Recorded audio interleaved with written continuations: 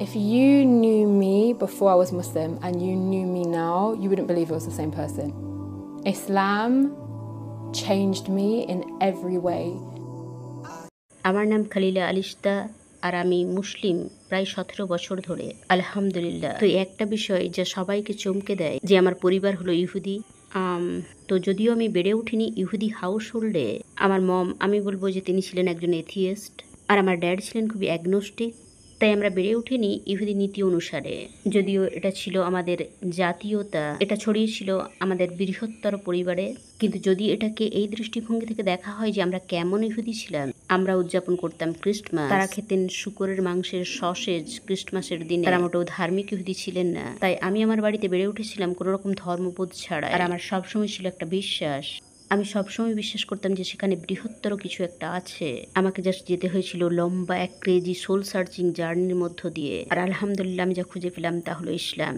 যখন আমি আমার টিনেজ বয়সে পৌঁছালাম, আমার জীবনটা, আমি সত্যি বিদ্রোহী হয়ে উঠেছিলাম। আমি বাড়ি ছেড়েছিলাম 14 বছর বয়সে, স্কুল ত্যাগ করেছিলাম 14 বছর বয়সে, আমি মঞ্চে ওঠা শুরু করেছিলাম স্কুল থেকেই। তাই আমার জীবনে প্রধানত ছিল পারফর্ম করা, ইন দ্য পারফর্মিং ওয়ার্ল্ড। আর যখন আমি যাচ্ছিলাম আমার জীবনের এই পর্যায়ের মধ্য দিয়ে, আমার চারপাশে জড়ো হয়েছিল বহু ক্রেজি মানুষ, আর আমি অবশেষে পৌঁছে গিয়েছিলাম মিউজিক ইন্ডাস্ট্রিতে। আমি কাজ করছিলাম হিপ হপ ইন্ডাস্ট্রিতে, আর সেটাই ছিল তখন আমার জীবনধারা। বেশিরভাগ দিনই আমি থাকতাম স্টুডিওতে, কাজ করতাম পারফর্মার্সদের সঙ্গে, আর সত্যি দারুণ ভাবে নিযুক্ত হয়ে গেছিলাম এমন এক জীবনধারায় যা ছিল, আই থিঙ্ক, পিছন ফিরে তাকালে দেখি এটা ছিল স্বীকৃতি পাওয়ার তাড়না। জানতাম না গডকে। তাই আমি সবসময় এমন সব মানুষদের দ্বারা ঘেরাও হয়ে থাকতাম যারা অন্যের কাছে স্বীকৃতির খোঁজ করত। যদিও এটা ছিল সৃজনশীলতার বহিঃপ্রকাশের মাধ্যম, কিন্তু জানা ছিল না কিভাবে এটাকে চ্যানেল করতে হয়। আর এটা ছিল সত্যি, এর মধ্যে ছিল যা আমি দেখতে শুরু করেছিলাম যে সেখানে কিছু একটা মিসিং ছিল। মানুষেরা আসলে সুখী ছিল না। এমনকি যদিও ক্যামেরা অন থাকতো, লাইটস অন থাকতো, তারা থাকতো স্টেজে,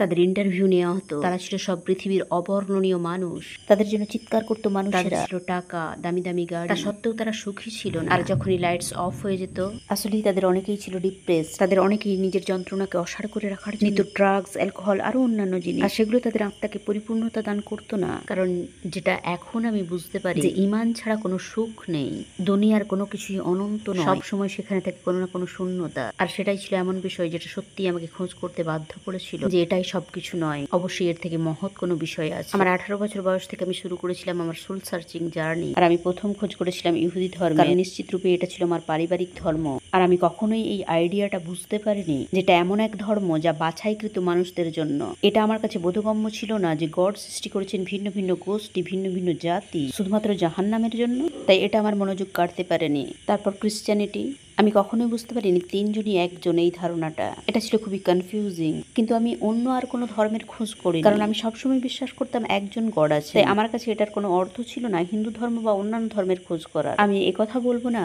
যে কোনো বিশেষ আলোকময় মুহূর্ত ছিল যখন আমি হঠাৎ করেই জেনে গেলাম যে ইসলাম সত্য, মুভির দৃশ্যের মতো। আসলে এই সময় আমার বেস্ট ফ্রেন্ড মুসলিম হয়ে গিয়েছিল, আর আমি বিশ্বাস করতে পারছিলাম না। এমনকি আমার জানা ছিল না যে মানুষেরা মুসলিম হয়ে যেতে পারে। যখন সে হিজাব পড়তে শুরু করলো, আমি যেটা দেখলাম সেটা শুধুমাত্র সে বাহ্যিকভাবেই করছিল না, যেটাকে আমি ভাবতাম হিজাবের মূল উদ্দেশ্য, কিন্তু এটা ছিল অভ্যন্তরীণ। সে খুঁজে পেতে শুরু করেছিল নিজের প্রতি ভালোবাসা। তারপর আমি ইসলামকে আরো পজিটিভলি দেখতে লাগলাম, আর সে আমাকে বলতো যে তুমি মুসলিম হতে চলেছো। আমি শুরু করেছিলাম হাদিস পড়া, আমি বেশি বেশি মুসলিমদের পাশাপাশি থাকতে শুরু করেছিলাম। আমার ছিল বহু মুসলিম বন্ধু যারা ছিল সত্যি অনুপ্রেরণাদায়ক মহিলা, আলহামদুলিল্লাহ। তো আমি জেনে গেলাম যে আমি মুসলিম হতে চাইছি, কিন্তু হ্যাঁ, আমি ছিলাম খুবই ভীত, কারণ এটা ছিল সারা জীবনের বিষয়। যেমনটা আমি আগেই বলেছি, আমি আক্ষরিক অর্থে ট্যুর করে বেড়াতাম, বিশাল ট্যুর উইথ 50 সেন্টস। আক্ষরিক অর্থে আমি কন্ট্রাক্ট সাইন করতে গেছি, তখনও পর্যন্ত আমি সাইন করিনি, কিন্তু আমি ছিলাম মিটিংয়ে। এটা ছিল আমার লাইফস ওয়ার্ক, এটা ছিল আমার সারা জীবনের স্বপ্ন। কিন্তু আমি জেনে গেছিলাম যে আমি চাইছিলাম মুসলিম হতে।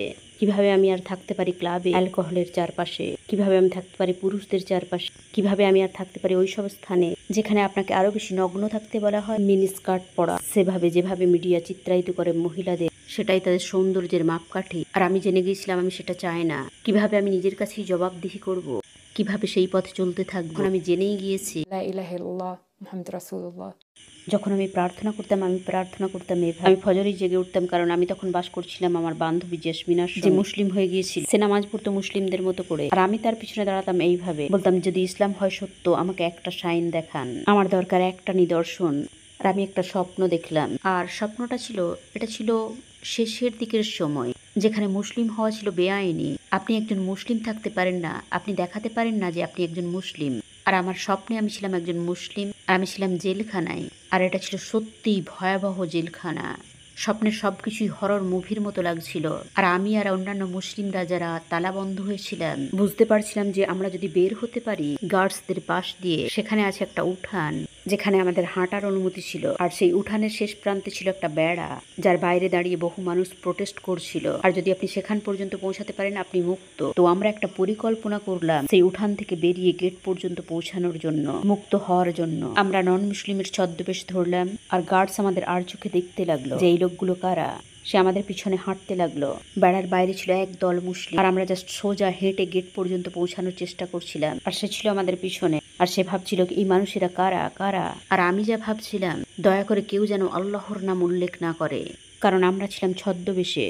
আর তারপরেই আমার পাশে কেউ বলে উঠলো আল্লাহু আকবার। আর আমার মনে আছে সেই দিনটা খুব ভালো করে। এটা 17 বছর আগের ঘটনা। আমি প্রচন্ড রেগে গেলাম, আর আমি বলে উঠলাম যে আমরা তো মারা যাব।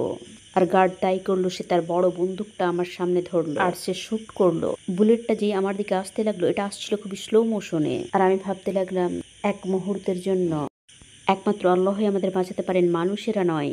কেন আমি লুকাচ্ছি, কেন আমি ভয় পাচ্ছি, যখন আল্লাহই একজন। আর সেই মুহূর্তে আমি বলে উঠলাম আল্লাহু আকবার। আর প্রত্যেকেই যারা আমাদের দলে ছিল চিৎকার করে উঠল আল্লাহু আকবার, আল্লাহু আকবার। আর আল্লাহ সেই বুলেটের মুখ ঘুরিয়ে দিলেন আমাদের দিক থেকে সেই বন্দুকধারীর দিকে। বাট দ্য ক্রেজি পার্ট, আমার লোম খাড়া হয়ে যায় যখনই আমি কথা ভাবি। তারপর হঠাৎ করেই সবকিছু থেমে গেল আর শান্ত হয়ে গেল।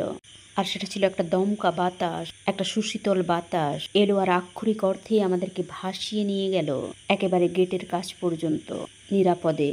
যখন আমি আমার মুসলিম বন্ধুদের আমার এই স্বপ্নের ব্যাপারে বললাম, তারা বললে তুমি কি জানো কোরআনে আছে, আল্লাহ বলেন কোরআনে শেষ সময়ে যখন সুর ফোঁকা হবে, একটা সুন্দর সুশীতল বাতাস আসবে আর বিশ্বাসীদের আত্মাগুলো তুলে নিয়ে যাবে। তখনও পর্যন্ত আমি কোরআন পড়িনি। আমি সেই মুহূর্তে জেনে গিয়েছিলাম যে এই ধরনের শুদ্ধতা এর আগে আমি কখনোই অনুভব করিনি। আর আমি জেনে গিয়েছিলাম ইসলাম সত্য। আর আক্ষরিক অর্থে তার 2 বা 3 দিন পর আমি আমার শাহাদার ঘোষণা দিলাম মসজিদে গিয়ে। আমি সত্যিই খুবই ব্লেসড যে আমার চারপাশে ছিল একদল মুসলিম। আমি মনে করি একবার আপনি যখন মুসলিম হয়ে যান, তারপর সত্যিকার পরীক্ষাটা শুরু হয়। আর ঠিক তখনই আমি শিখেছিলাম যে এটা কোনো বিষয় নয়, তা যাই হোক না কেন, জাস্ট মজবুত করো তোমার ইমানকে। আমরা পারফেক্ট নই, আমরা ভুল করবই, কিন্তু যতদূর আমার বিষয়টা ব্যক্তিগতভাবে যতই আমি গড়ে তুলেছি আমার কানেকশন আল্লাহর সঙ্গে, সেখানে কোনো কিছুই আর ম্যাটার করে না। আমি শিখেছি ধীরে ধীরে। আমি জানতাম না কিভাবে নামাজ পড়তে হয়। আমার বোন মুসলিম হয়ে গেছে আলহামদুলিল্লাহ। তার বয়স 14। আক্ষরিক অর্থেই সে ছিল ধ্বংসের কিনারায় খুব অল্প বয়সেই। আর আমি তাকে ইসলামের কথা বললাম। সে পড়েছিল দ্য ইলাস্ট্রেটেড গাইড টু ইসলাম বইটি। সে বিশ্বাস আনলো, সে তার শাহাদার ঘোষণা দিল। তাই আমরা একসঙ্গে জার্নি করছি একেবারে শুরুর থেকে। আর আমার জাস্ট মনে আছে আমরা নামাজ পড়তাম, একে অপরের সঙ্গে কথা বলতাম। না, এবার তোমাকে এভাবে মুভ করতে হবে, এবার তোমাকে দাঁড়াতে হবে। আমরা তখন বুঝতাম না যে আমাদের কথা বলা যাবে না, কিন্তু এগুলো এমন বিষয় আমি যখন পিছনের দিকে তাকাই, আমরা তখন শিখছিলাম আর শিখছিলাম। আমার বেশ সময় লেগেছিল মমকে বিষয়টা বলতে। ড্যাডের বিষয়টা সবসময় ছিল সহজ। আমার ড্যাড আসলেই শাহাদার ঘোষণা দিয়েছেন 10 মাস আগে, তার মৃত্যুর পূর্বে। তার মৃত্যুসজ্জায় শেষ বাক্য ছিল কলেমা সুবহানাল্লাহ। বাট আমি কাঁদতে চাই না। আমার মমকে বলার বিষয়টা যে আমি আর আমার বোন মুসলিম হয়ে গিয়েছি, এটা করতে আমি একটা লম্বা সময় নিয়েছিলাম। আমার মনে আছে লুকিয়ে নামাজ পড়া, দরজা বন্ধ করে ভালো করে দেখে নেওয়া, আর ভয় তার চলে আসার, আমাদেরকে ধরে ফেলার নামাজ পড়া অবস্থায়। আমার মনে আছে আমার শাহাদার দিন আমি বাড়ি ঢুকেছিলাম ফুল হাতে। আমার মম জিজ্ঞাসা করেছিলেন এটা কি। আমি বলেছিলাম যে আমার বন্ধুরা জাস্ট এগুলো দিয়েছে কারণ তারা আমার প্রতি খুশি, আর তিনি জানতেন যে কিছু একটা চলছে, কারণ তিনি দেখেছিলেন আমাদের মধ্যে পরিবর্তনগুলো, ভালো পরিবর্তন, পজিটিভ চেঞ্জেস। তা সত্ত্বেও আমাদের উপায় ছিল না যে আমি তাকে বলতে পারি যে আমরা মুসলিম হয়ে গিয়েছি, কারণ আমার মম ইসরায়েলে বাস করতেন। তার কাছে বসে তাকে বলা যে আমরা উভয় মুসলিম হয়ে গিয়েছি, আমি জানতাম না তার প্রতিক্রিয়া কি হবে। আমার বয়স ছিল 19, আমার বোনের ছিল 14। তিনি হয়তো বা আমাদেরকে বাড়ি থেকে বের করে দেবেন। এটা ছিল এমন কিছু যা আমি করতে চাইছিলাম না, আমি তাকে বলতে চাইছিলাম না। কিন্তু আমি জানতাম যে এমন একটা সময় আসবে যেখানে আমি আর চাইবো না নিজেকে মুসলিম হিসাবে লুকিয়ে রাখতে। আমি হিজাব পড়তে চাইছিলাম, কিন্তু আমি হিজাব পড়তে পারছিলাম না। আমি জাস্ট চাইছিলাম আমার বিশ্বাস প্র্যাকটিস করতে। আমার মনে আছে আমি জাস্ট বসেছিলাম নীরবে, যেন মনে হচ্ছিল বহুকাল ধরে বসে আছি, শুধুমাত্র চেষ্টা করছিলাম সাহস জোগাড় করার, এটা বলার জন্য যে মম আই এম মুসলিম। এটা ছিল এমন বিষয় যে আমি সেলিব্রেট করতে চাইছিলাম, কিন্তু আমি জানতাম তিনি করবেন না।